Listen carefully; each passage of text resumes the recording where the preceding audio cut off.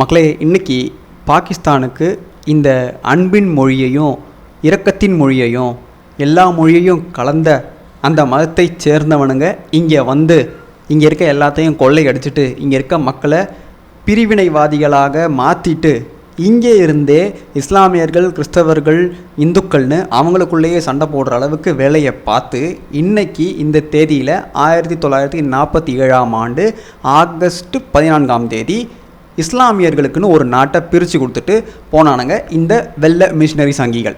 இவனுங்க பண்ண வேலை தான் இங்கே ஏகப்பட்ட பசி, பஞ்சம், கொடுமை, மதமாற்றம், கொலைகள், கொள்ளைகள், கற்பழிப்புகள்னு எல்லா வேலையும் பண்ணது யாருன்னு பார்த்தீங்கன்னா இந்த வெள்ளை சங்கிகள். இந்த அன்பின் மொழியையும் இரக்கத்தின் மொழியையும் போதிக்க வந்தேன் அப்படின்னு சொல்லி நம்மக்கிட்ட பிரெட்டையும் ஜாமையும் கொடுத்து மதமாற்றம் செய்து திருட்டு வேலை பண்ணி இங்கேருந்து திருடிட்டு போய் அவனுங்களுடைய நாட்டு மியூசியத்தில் வச்சு இன்னி வரைக்குமே வாழ்ந்துட்டு இருக்க பிச்சைக்கார பசங்க தான் இந்த வெள்ளைக்காரனுங்க.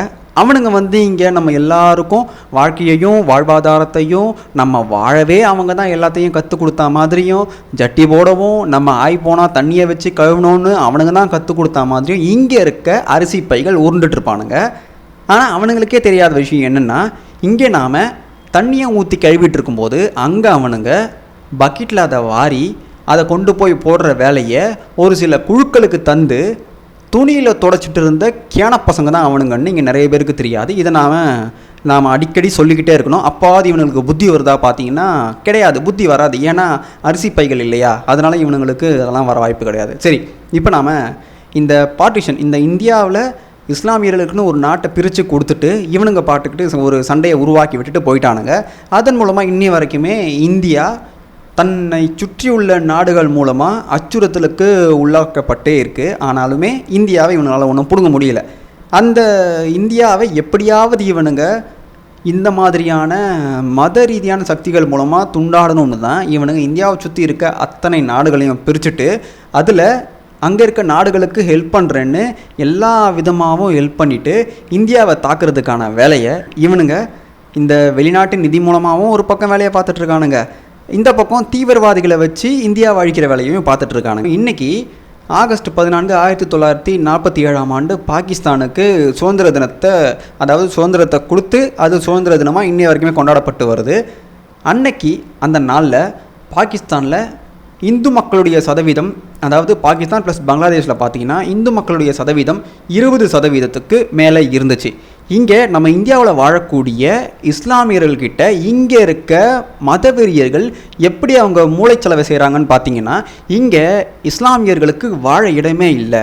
இஸ்லாமியர்களை இந்த ஆர்எஸ்எஸ் அழிக்கிறாங்க, இந்துத்துவா மூலமாக அழிக்கிறாங்க, இஸ்லாமியர்கள் மேலே வேணும்னே பழிய போடுறாங்கன்னு இங்கே மதவெறியை தூண்டக்கூடிய நிறைய பேர் என்ன பண்ணிட்டு இருப்பானுங்கன்னா, அமைதியாக இருக்க இஸ்லாமியர்களையும் இவனுங்க இந்த மாதிரியான மூளைச்சலவைக்குட்படுத்தி அவங்கள இந்த மாதிரி எதிர்த்து பேச சொல்லி திரிகிற வேலையை தான் இவனுங்க பண்ணிட்டு இருப்பானுங்க. அதில் நாம் முக்கியமான ஒரு விஷயத்தை பார்க்கணும். இந்த ஒரு விஷயத்தை நீங்கள் தெரிஞ்சுக்கிட்டாலே உங்களுக்கு தெளிவாக புரியும். இங்கே இந்தியாவில் எந்த மதத்தினர் மத ரீதியாக ஒரு மதத்தை எதிர்த்து இது மாதிரியான தொடர்ச்சியான வேலையை பண்ணிட்டு வராங்கன்றது உங்களுக்கே தெளிவாக புரியும். அது என்னன்னு பார்த்தீங்கன்னா, பாகிஸ்தான் என்ற நாடு, பங்களாதேஷ் என்ற நாடு, இந்த ரெண்டு நாட்டையும் நாம் பிரிக்கும்போது, அதாவது இந்த வெள்ளைச்சங்கிகள் பிரித்து கொடுக்கும்போது 20% மேலான இந்துக்கள் இருந்தாங்க. ஆனால் இப்போது அந்த இந்துக்களுடைய நிலைமை என்னென்னு பார்த்தீங்கன்னா மைனாரிட்டிஸாக இருக்காங்க. எப்படி? பாகிஸ்தானில் 1.9% இந்துக்கள், இங்கே பங்களாதேஷில் 9% கீழே இந்துக்கள் வந்துட்டாங்க. ஒருத்தன் பங்களாதேஷில் இருக்க ஒரு பச்சை தீவிரவாத சங்கி மோடியை எதிர்த்து தைரியமாக ஒரு விஷயத்த சொல்கிறான். அவன் என்ன சொல்கிறான்னா, இங்கே இந்துக்களை நாங்கள் துன்புறுத்துவோம், நீங்கள் அங்கே எங்களுக்கு எதிராக ஏதாவது செஞ்சான்னு. அதாவது இங்கே இருக்க இஸ்லாமியர்களுக்கே மோடியால் எந்த பிரச்சனையும் கிடையாது. ஆனால் இவனுங்க அங்கே உட்காந்துக்கிட்டு இங்கே இருக்க அடிப்படை மதவாதிகளை எப்படி தூண்டணுன்றதுக்காகவே இந்த மாதிரியான வேலையை பார்த்துட்டு இருக்கானுங்க. இதே விஷயம் இந்தியாவில் எப்படி இருக்குன்னு பார்ப்போம். இந்தியாவில் மோடி எங்களை அடக்குகிறார், மோடி எங்களை ஒடுக்குகிறார், மோடி இஸ்லாமியர்களை அழிக்கிற வேலையை தான் பார்த்துட்டு இருக்காரு. 2014 இந்த இந்துத்துவா, பாஜக, ஆர்எஸ்எஸ் இது எல்லாமே இஸ்லாமியர்களுக்கு எதிராக செயல்படுதுன்னு நிறைய பச்சை சங்கிகள் பேசுகிறத கேட்டிருப்பீங்க. இந்த பச்சை சங்கிகளுக்கு முட்டு கொடுக்குற இடதுசாரிகள் பேசுகிறத கேட்டிருப்பீங்க. அப்படி இந்த மோடியும் பாஜகவும் ஆர்எஸ்எஸும் இவங்களை அழிக்கணும்னு கங்கணம் கட்டிட்டு இருந்தால் பாகிஸ்தானில் எப்படி இந்து மக்களுடைய பாப்புலேஷன் குறைஞ்சிதோ அதே மாதிரி இந்தியாவில் குறைஞ்சிருக்கணுமா இல்லையா?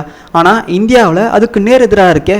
1951 வரைக்கும் பார்த்தீங்கன்னா இஸ்லாமியர்களுடைய பாப்புலேஷன் வந்து 3.5 கோடியாக இருந்துச்சு. அதுவே 2011ஆம் ஆண்டு எடுத்த சென்சஸ் படி பார்த்தீங்கன்னா 17.5 கோடியாக இருக்குது.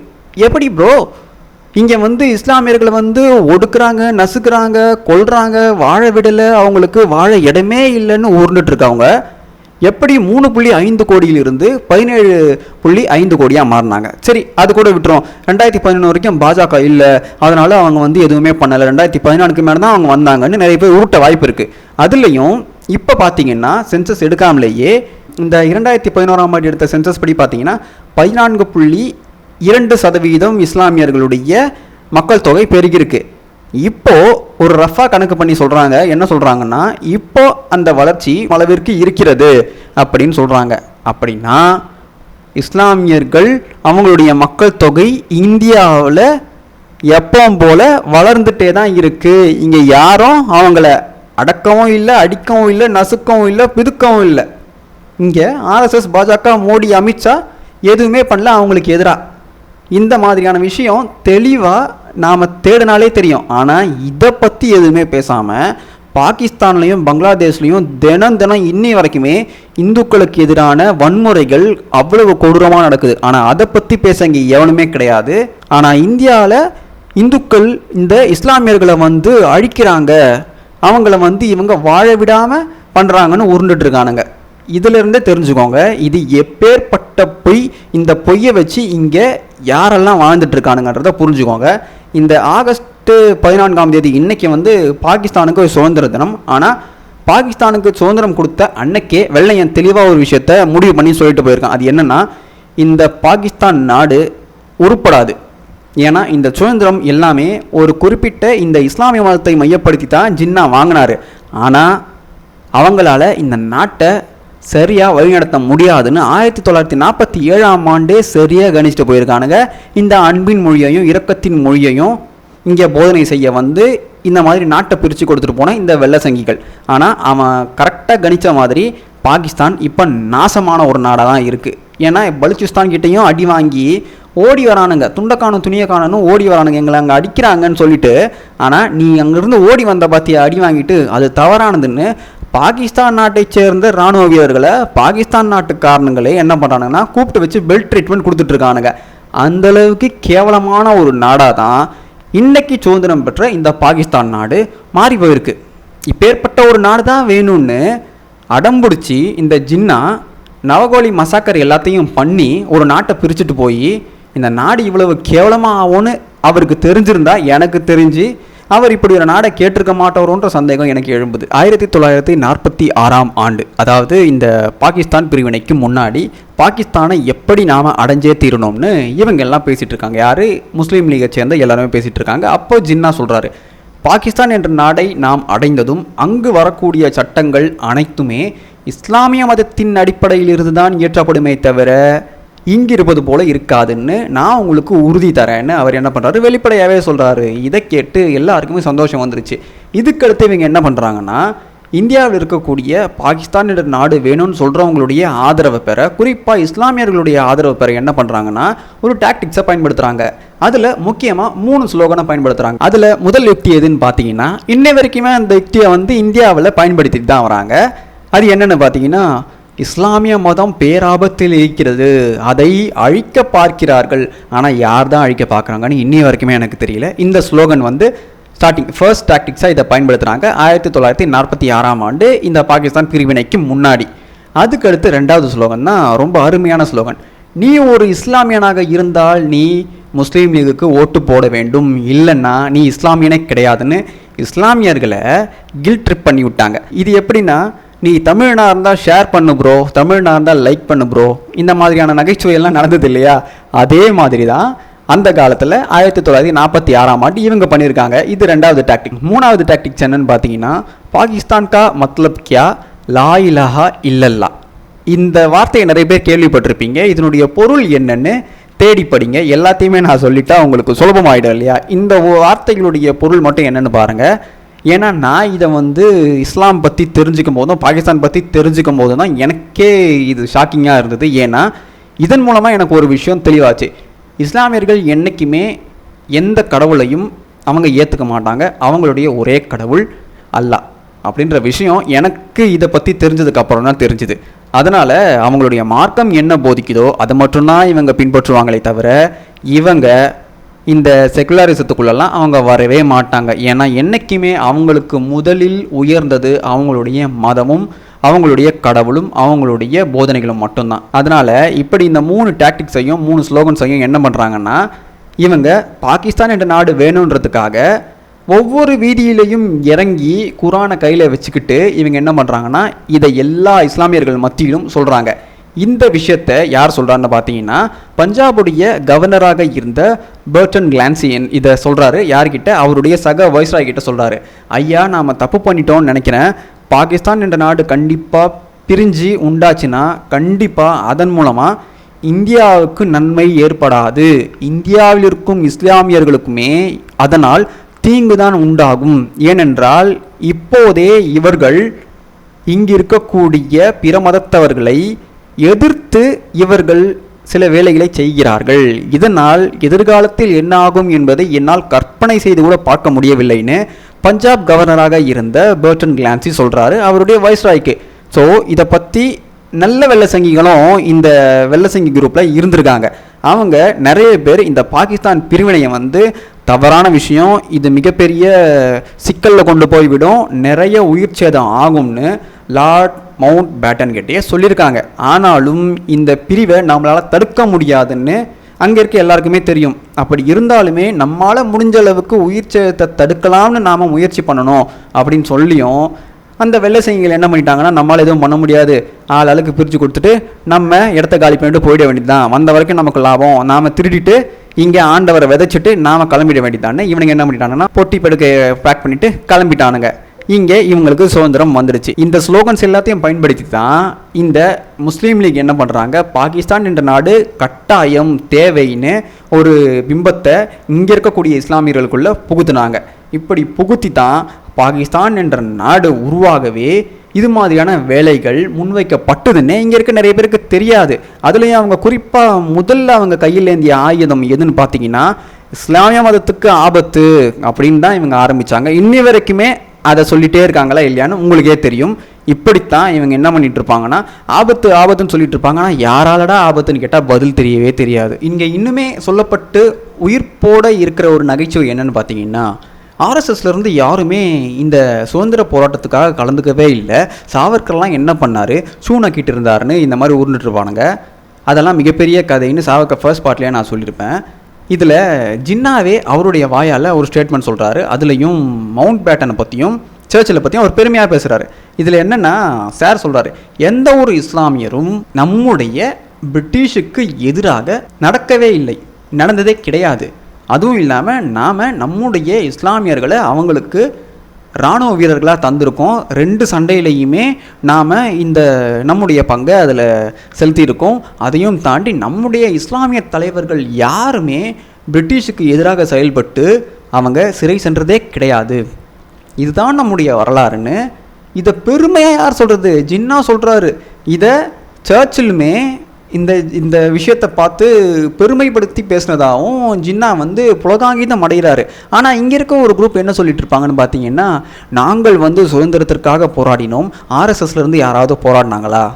ஆர்எஸ்எஸ்ன்ற இயக்கமே ஏன் உருவாச்சு, அதுக்கு முன்னாடி இருந்த இந்து மகாசபா ஏன் உருவாச்சு, அதற்கான நோக்கம் என்ன, தேவை என்னன்னு இங்கே இருக்க எவனுமே பேச மாட்டான். இங்கே நல்லா ஒரு விஷயத்தை புரிஞ்சுக்கோங்க, இங்கே இந்துக்களுக்குன்னு சொல்லப்படுற செயல்படுற ஆர்கனைசேஷன்ஸ் எத்தனைன்னு பார்த்தீங்கன்னா விரல் விட்டு எண்ணிடலாம், அந்த அளவுக்கு தான் இருக்கும்.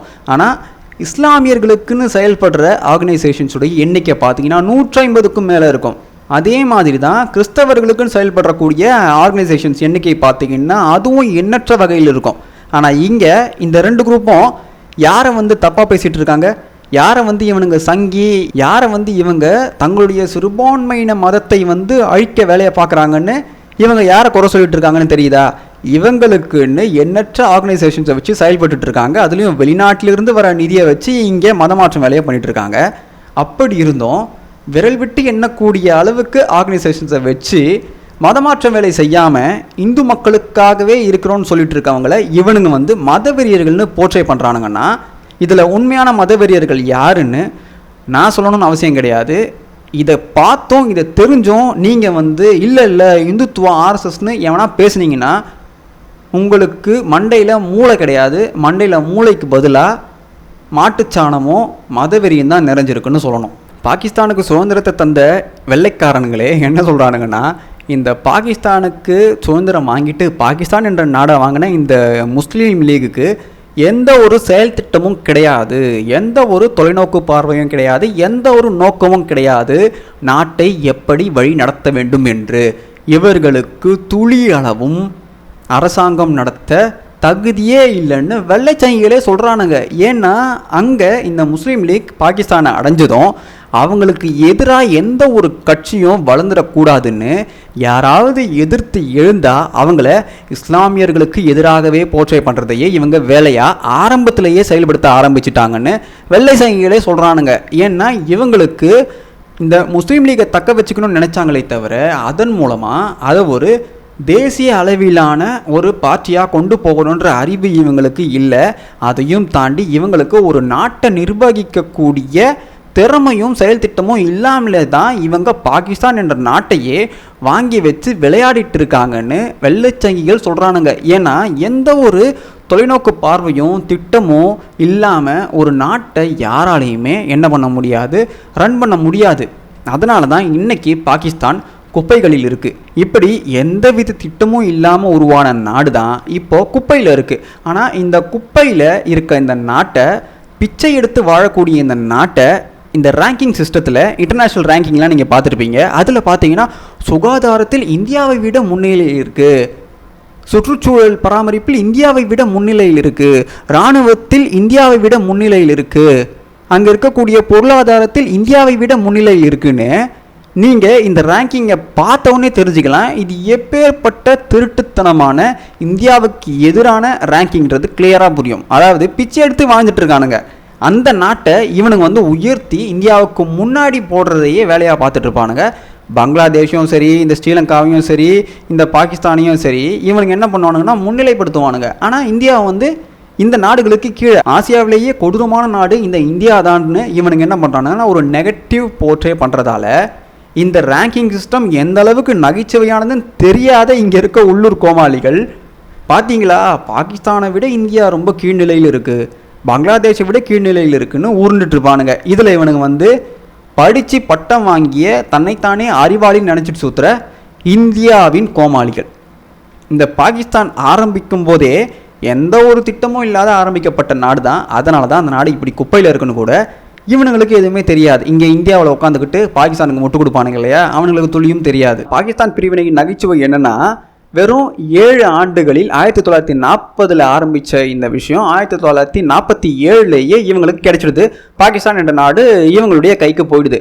இதை பாகிஸ்தான் என்ற நாடு வேணும்னு சொன்ன ஜின்னாவாலையும் நம்ப முடியல, அவருடைய தங்கையாலையும் இதை நம்பவே முடியல. ஒருத்தர் மாற்றி என்ன பேசிக்கிறாங்கன்னா, எங்களால் இதை நம்பவே முடியலை, எப்படி இது இவ்வளவு சீக்கிரமாக சாத்தியமாச்சு, எங்களுடைய வாழ்நாளில் பாகிஸ்தான் என்ற நாடு உருவாகி அது இந்தியாவிலிருந்து பிரியும் என்பதையே நாங்கள் கற்பனையில் கூட நினச்சி பார்க்கல, ஆனால் 7 ஆண்டுகளில் இது நடந்துடுச்சுன்னு ஜின்னாவும் அவருடைய சகோதரியும் பேசிக்கிறாங்க.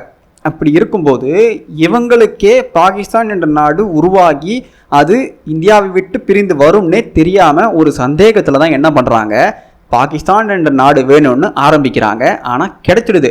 இதன் மூலமாக நமக்கு தெரிய வருது என்னன்னா, நாடு வேணும்னு கேட்டுட்டாங்க, ஆனால் அந்த நாடை எப்படி நிர்வகிக்கணும்னு தெரியாமல் அதில் கோட்டையை விட்டுட்டாங்க. இந்த நாடு எப்படி கிடைச்சதுன்னு பார்த்தீங்கன்னா, பிரிட்டிஷ்க்கும் காங்கிரஸுக்கும் நம்ம இந்திய மக்களுக்கும் இடையில் ஏற்பட்ட சுதந்திரம் என்ற அந்த ஒற்றை வார்த்தையில் அதிக பலனை அனுபவித்தது யாருன்னு பார்த்தீங்கன்னா, இந்த பாகிஸ்தான் நாடு வேணும்னு சொன்ன முஸ்லீம் லீக் தான். ஏன்னா இவங்க எந்தவித கஷ்டமும் படாமல் சுலபமாக இப்படி ஒரு நாட்டை இவங்க வாங்கிட்டாங்க. அதை வாங்கிட்டு குப்பைக்குள்ளே தள்ளுனது தான் இவங்களுடைய மிகப்பெரிய சாதனையாகவே இன்னை வரைக்கும் பார்க்கப்படுது. ஏன்னா ஆரம்ப கட்டத்தில் இந்த பாகிஸ்தான் நாட்டில் கடந்த எனக்கு தெரிஞ்சு 47 56ஆம் ஆண்டு தான் கான்ஸ்டிடியூஷன் அங்கே கொண்டு வரப்படுதுன்னு நினைக்கிறேன். அப்படி இருக்கும்போது 47 கிட்டத்தட்ட எத்தனை ஆண்டுகள் நீங்களே பாருங்கள். அது வரைக்குமே அந்த பாகிஸ்தான் நாட்டை ஆண்டது யாருன்னு பார்த்தீங்கன்னா எலைட் இஸ்லாமியர்கள். பாகிஸ்தானில் இருந்த எலைட் இஸ்லாமியர்கள் தான் என்ன பண்ணியிருக்காங்கன்னா அங்கே அவங்களுடைய ஆதிக்கத்தை செலுத்தியிருக்காங்க. இந்த ஆரம்ப காட்ட வருஷம்தான் பாகிஸ்தானுடைய இன்றைய கேவலமான நிலைக்கு காரணம்.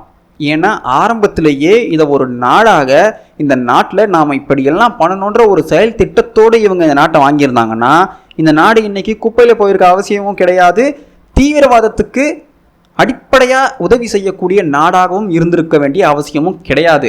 ஆனால் இவங்க முழுக்க முழுக்க இவங்களை யாரெல்லாம் எதிர்க்கிறாங்களோ அவங்கள இந்தியாவுக்கு ஆதரவானவங்க, நம்முடைய முஸ்லீம் லீகுக்கு எதிரானவங்க, இஸ்லாமிய மதத்துக்கு எதிரானவங்கன்னு இவங்க போர்ட்ரே பண்ணி ஆரம்பகட்ட காலத்தை வீணடிச்சது தான் இன்னைக்கு இந்த பாகிஸ்தான் பிச்சை எடுக்கிறதுக்கு காரணம். இன்னும் பாகிஸ்தான் பற்றி நாம் நிறைய பார்க்கலாம். இது சும்மா பேசிக் தான். ஏற்கனவே ஃபர்ஸ்ட் பார்ட் போட்டிருப்பேன், இது செகண்ட் பார்ட். இன்னும் நிறைய பார்க்க வேண்டியது இருக்குது, கொஞ்சம் கொஞ்சமாக தெரிஞ்சுப்போம்.